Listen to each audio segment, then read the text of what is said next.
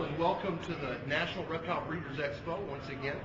We've got Brian Sharp here, who's one of the pioneers in the reptile industry. Brian was coming to this expo long before I did. How long have you been coming to this expo here? This is Hive, by the way. Good to see you, Jeff. Good to see you. This is my 17th expo. 17th? Between Orlando and Daytona Beach. What kind of changes have you seen in the expos over the years? Well, the settings improved vastly. Instead of the claustrophobic confines of the hotel there in Orlando, they're now in the Civic Center, the Ocean Center across the street here. It's great, plenty of room. There's been an absolute explosion of breeding of various boas, pythons, and colubrids over that span of years. And things that were just totally unimagined before are now being produced with some regularity. And so it's a brave new world. Now, you're one of the pioneers in breeding reptiles commercially.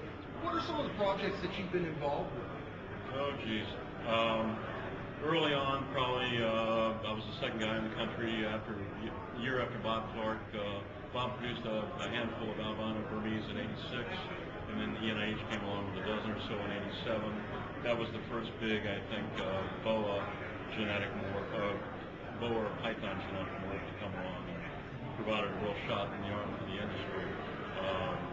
Other morphs, other Burmese morphs followed that. I was in pretty early on the albino retic project as well.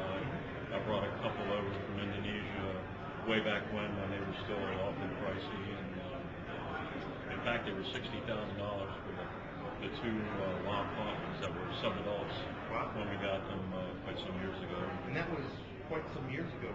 No, that was for the retics far more recently than the albino Burmese, but they were still, that was still 8, 9 years ago, probably. What are some of your favorite projects that you've worked on? Well, and the albino boas followed that.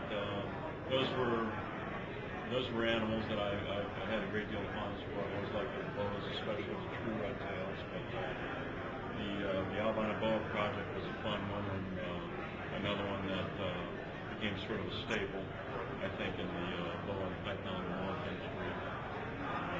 More recently, I'm getting back into some of the fun things that I had enjoyed in earlier life, and I've been keeping stuff since I was a kid, literally 50 years or more than 50 years.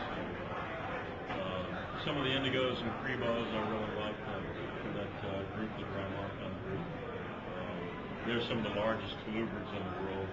Very active, very intelligent, lots of personality. I enjoy that. What were the first snakes you ever bred? It was probably, I think it was a Colombian boa. Quite a ways ago. Brazilian rainbow boas I've bred for a long time. I recall that. I had my first litter of those born the day after Christmas, 1979. So I'm dating myself.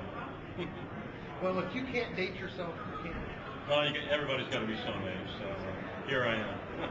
Well, you're part of the ball python panel discussion tonight. Who are some of the other panelists you'll be talking with? Yeah, actually, it's the boa constrictor panel. I'm sorry. This evening.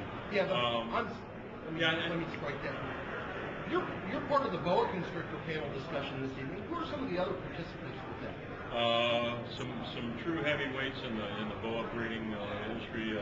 Tracy Barker's on there. Rich Eiley, who's been famous for his variations on the salmon boas and so forth. And Ben Russo, who's really paid his dues in recent years and lots of trips to South and Central America on the various boa subspecies, and has recently published a book that I think is doing quite well. So I think the four of us, I'm probably leaving somebody out. Aren't we all? Yeah. Oh yeah. It wouldn't be the first time.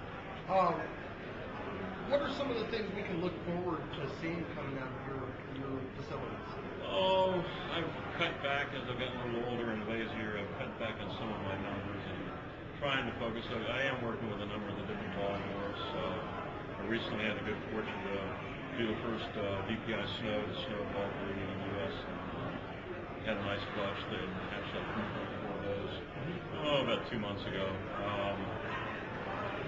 Some of the colubrids, again, I'm also working with Spilotes, the South American chicken snake, which may or may not be familiar to a lot of people, but they have the potential. They're another really large active polluter.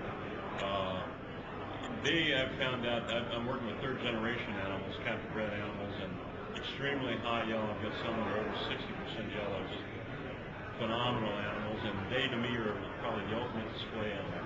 I've got them in 6-foot cages with branches, and they never use a high box. In fact, they took their high boxes out.